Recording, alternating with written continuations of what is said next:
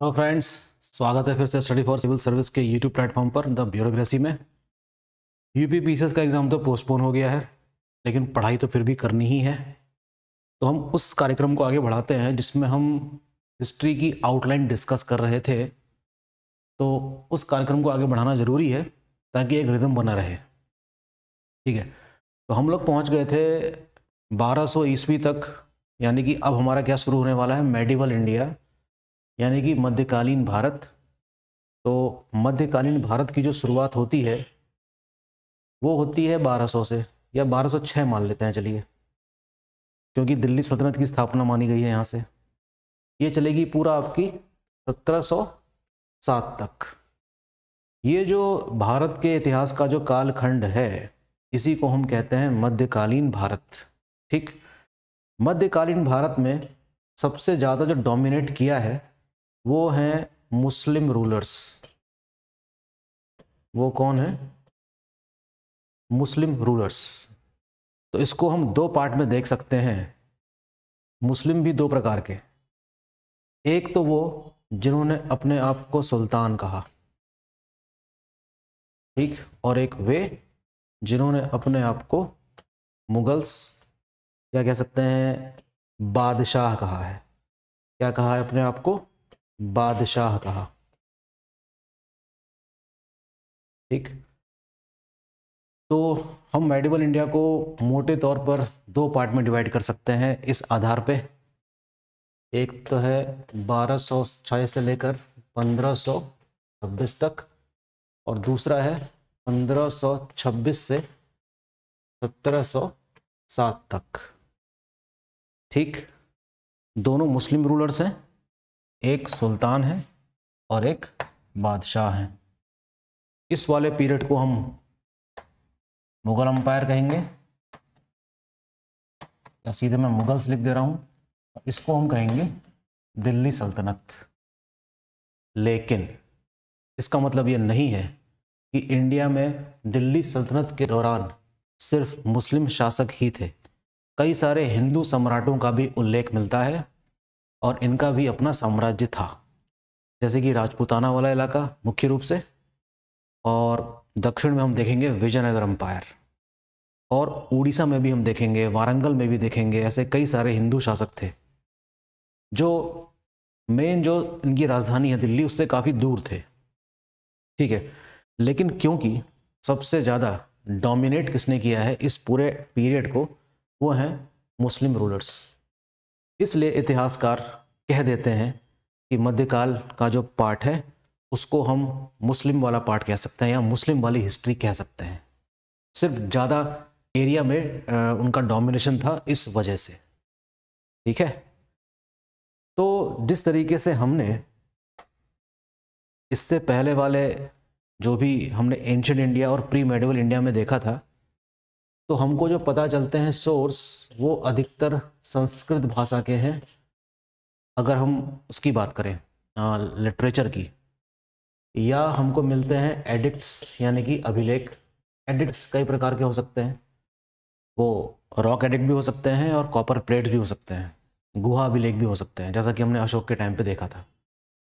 ठीक है ना। साथ ही साथ लिटरेचर में संस्कृत भाषा मुख्य रूप से इम्पॉर्टेंट थी सोर्स के रूप में, और जो भी विदेशी यात्री थे उन्होंने भी अपना वृत्तांत छोड़ा है अलग अलग भाषाओं में।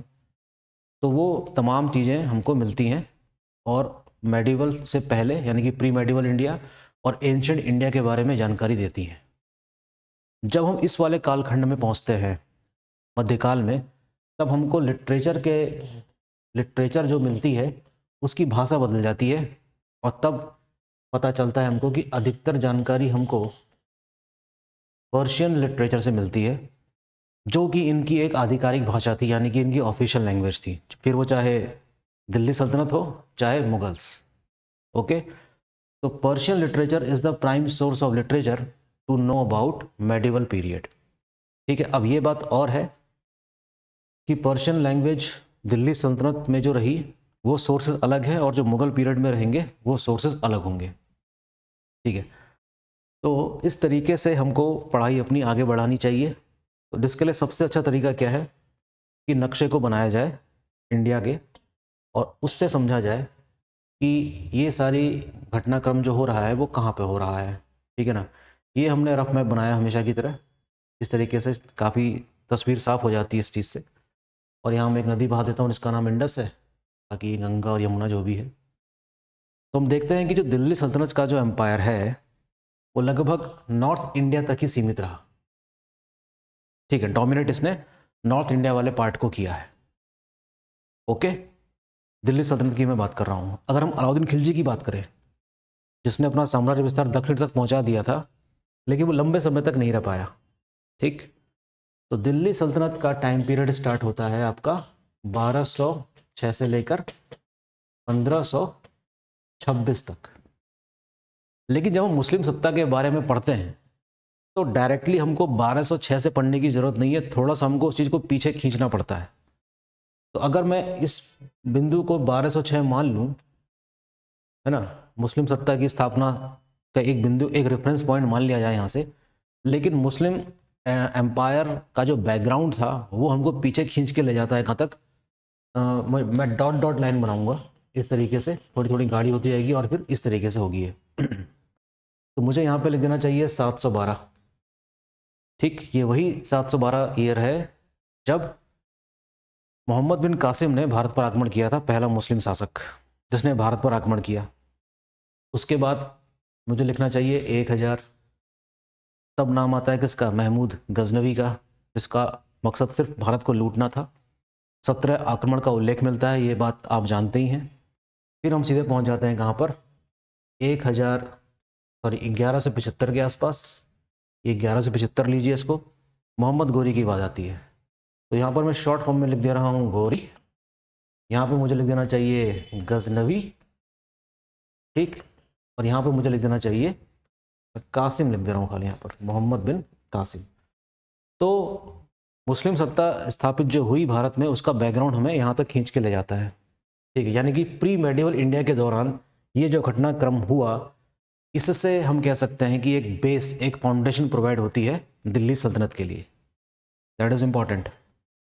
तो हमको पता चलता है कि जो भी विजय भारत में प्राप्त की गई मोहम्मद गोरी और उसकी सेना के द्वारा, उसमें उसके गुलामों की बहुत इंपॉर्टेंट भूमिका थी, जिसमें सबसे जो ट्रस्टेड जो स्लेव था उसका नाम था कुतुबुद्दीन ऐबक।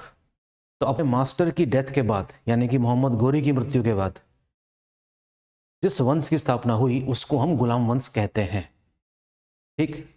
तो आइए देखते हैं आगे। दिल्ली सल्तनत में हमको जिन डायनेस्टीज के बारे में जानकारी मिलती है उससे आप वो लोग भली भांति परिचित होंगे जितना मैं समझ रहा हूँ। तो पहला तो मिल जाता है आपको स्लेव डायनेस्टी, यानी कि गुलाम वंश, ठीक। पहला आ गया आपका गुलाम डायनेस्टी, ये चलती है 1206 से लेकर 1290 तक। इसके जो सबसे इंपॉर्टेंट रूलर हैं, एक तो है इल्तुतमिश और एक है बलबन। इल्तुतमिश और बलबन के संबंध में आपको काफ़ी कुछ पढ़ना होगा इसके समय में, स्लेव डायनेस्टी के समय में, ठीक। फिर नंबर आता है खिलजियों का, खिलजी डायनेस्टी। ये सबसे कम समय तक रहती है लेकिन सबसे अधिक डोमिनेट करती है, और इसी का सबसे जो इम्पोर्टेंट रूलर है उसका नाम है अलाउद्दीन खिलजी, जिसका टाइम पीरियड 1296 से लेकर 1316 है। और इस बीच हम इसकी इंपीरियलिस्टिक जो अप्रोच है वो देखेंगे, साम्राज्य विस्तार को देखेंगे खिलजी के समय में, अलाउद्दीन खिलजी के समय में, ठीक। नंबर 3, इसके बाद नंबर आता है तुगलकों का, तुगलक डायनेस्टी, ठीक। इसका टाइम पीरियड शुरू होता है 1320 से या 21 से लेकर लगभग 1414 तक। हिस्टोरिकल पॉइंट ऑफ व्यू से तुगलक डायनेस्टी भी काफ़ी इंपॉर्टेंट है, जिसमें कम से कम 3 रूलर्स के नाम आपको हमेशा याद रखने होंगे। जैसे कि इसकी स्थापना किसने करी थी, गयासुद्दीन तुगलक, और नहरें बनाने का काम इसने किया था सबसे पहले। मोहम्मद बिन तुगलक और उसके जो प्रयोग हैं उनके बारे में, राजधानी परिवर्तन, देवगिरी और दोआब में कर वृद्धि, है ना, इस प्रकार के जो उसके जो प्रयोग थे, जो एक्सपेरिमेंट्स थे, उनको समझना होता है। और फिरोज तुगलक के समय में भी आपको काफ़ी चीज़ें जाननी होती हैं। इसी दौरान हम देखते हैं कि लगभग 1398 के आसपास तैमूर नाम के लंगड़े ने भारत पर आक्रमण किया और हम देख सकते हैं कि तुगलक वंश का पतन शुरू होता है। कहा जाता है कि यहीं से दिल्ली सल्तनत का पतन भी आरंभ हो गया था। इसके बाद नंबर आता है सैयद वंश का, ठीक है, सैयद डायनेस्टी का। Syed dynasty was also very short lived dynasty, जिसका टाइम पीरियड है 1414 से 1451। तो ये जो 4 डायनेस्टीज थी दिल्ली सल्तनत की, ये सब की सब कैसी थी? ये टर्किश थे। They were Turkish ruler, the age of Turkish sultan कह सकते हैं। ये जो 4 आपको दिखाई दिए वे। उसके बाद 5वां नंबर आता है किसका? लोदियों का, लोदीस। मैं आज आपको काफ़ी सरल चीज़ बता रहा हूँ, ये बात आपको पता होगी लेकिन रिवीजन करना चाहिए। लोदीस का जो टाइम पीरियड है वो है 1451 से लेकर 1526 तक। लोदी इनके विपरीत अफगानी है। क्या है? अफगानीज है। और एक बात बड़ी जाननी जरूरी है आपको, ये कि टर्किश रूलर्स और अफगानी रूलर्स में जो शासन करने का जो तरीका है उसमें थोड़ा बदलाव है। मैं ये नहीं कह रहा हूँ कि इनकी भाषा कुछ और थी, इनकी भाषा भी फारसी ही थी, लेकिन जो टर्किश रूलर्स थे वो भी एक ट्राइबल कम्युनिटी ही थी, और अफगानीज भी क्या थी? ट्राइबल पीपल ही थे। तुर्कियों की तुलना में हम देखें तो इस्लाम जो धर्म है वो अफगानिस्तान लेट पहुंचा, यानी कि जो ट्राइबल एक्टिविटीज़ अफगानीज की थी वो इन तुर्कियों से अलग थी। तो that is the difference between these Afghanis and these Turkish people. तो जब मैं गजना कहता हूँ, Mahmud of Ghazni, but I am saying the Ghazna is a name of a province, और वहाँ पर महमूद नाम की उपाधि कई लोगों ने ली होगी। That is not the uncommon title, that is a common title. तो one of the Mahmud of Ghazni must invaded in India 17 times. इसी तरीके से अगर मैं मोहम्मद गोरी कहता हूँ तो घूर नाम की एक जगह है, Ghur province, and Mohammad was suppose to be the title जो उन दिनों वहाँ के लोग लिया करते थे, Mohammad Ghori. These all tribal people, ठीक है, having something common in them. इस्लाम धर्म स्वीकार करने से पहले संगीत ये लोग अपने जीवन शैली में एक्सेप्ट कर चुके थे। सितार, तबला, हारमोनियम, ये सारे जितने भी वाद्य यंत्र हैं ये सारे टर्किश रूलर्स इंडिया लेकर आए थे। ठीक है, जो म्यूजिकल इंस्ट्रूमेंट्स हैं ये सारे टर्किश रूलर्स लेकर आए थे। इस्लाम धर्म जो कि संगीत की इजाज़त नहीं देता, उसके बावजूद भी इन लोगों ने संगीत जारी रखा इस्लाम धर्म स्वीकार करने के बाद भी। That is something very important. और ये सारे वाद्य यंत्र लेकर भारत में आए हैं और भारत के संगीत को भी काफ़ी प्रभावित किया है और खुद भी प्रभावित हुए हैं। इस प्रकार से एक नई प्रकार का म्यूजिक जरूर डेवलप हुआ होगा इनके आने से। तो ये डेवलपमेंट पढ़ने भी जरूरी होंगे, जिसको हम कल्चरल अचीवमेंट कहेंगे। दिल्ली सल्तनत के सुल्तान के दौरान म्यूजिक की क्या स्थिति थी, ठीक, और साहित्य लेखन की क्या स्थिति थी, पेंटिंग्स की क्या स्थिति थी, ये सारी बातें हमको इनके बारे में पता चलती हैं। एग्जामिनेशन पॉइंट ऑफ व्यू से आपको बता रहा हूँ मैं, ठीक है, क्योंकि क्वेश्चंस यहाँ से आते हैं। इसी प्रकार हम देखते हैं कि अफगानीज का जो शासन करने का तरीका था वो ब्रदरहुड पे आधारित था। अफगानिस्तान की जो महिलाएं हैं उनको कंपैरेटिवली इनसे काफ़ी अधिक स्वतंत्रता प्राप्त थी। ठीक है, they were suppose to be more liberal people. ठीक है, तो इस तरीके से हम देखते हैं कि लोदियों ने शासन किया, और इस दौरान हमको राजपूताना क्षेत्र के भी कई सारे शासकों के नाम मिलते हैं, जैसे कि राणा सांगा। राणा सांगा जो है वो किसके समकालीन है? इब्राहिम लोदी के। ठीक, इब्राहिम लोदी के समकालीन शासक कौन है? राणा सांगा। ये वही राणा सांगा हैं जिनकी जो बहू थी उनका नाम क्या है? मीराबाई। आप जानते हैं इस बात को। तो ये सारी चीज़ें हम पढ़ते हैं किसमें? दिल्ली सल्तनत वाले पीरियड में। तो जो मैंने अभी आपके सामने डिस्कस किया ये तो एक पॉलिटिकल अचीवमेंट है। ठीक है, तो हमें हिस्ट्री को सिर्फ पॉलिटिकल अचीवमेंट के रूप में नहीं देखना चाहिए। आप पढ़ेंगे क्या क्या दिल्ली सल्तनत में? आपको पढ़ना क्या है? दिल्ली सल्तनत में आप पढ़ेंगे इनका पॉलिटिकल एक्सपेंशन अलग अलग समय में जो हुआ वो। दूसरी बात, इनका administration, that is also very important. जाहिर सी बात है कि जो मध्यकालीन युग रहा होगा, सिर्फ इंडिया में ही नहीं पूरी दुनिया में,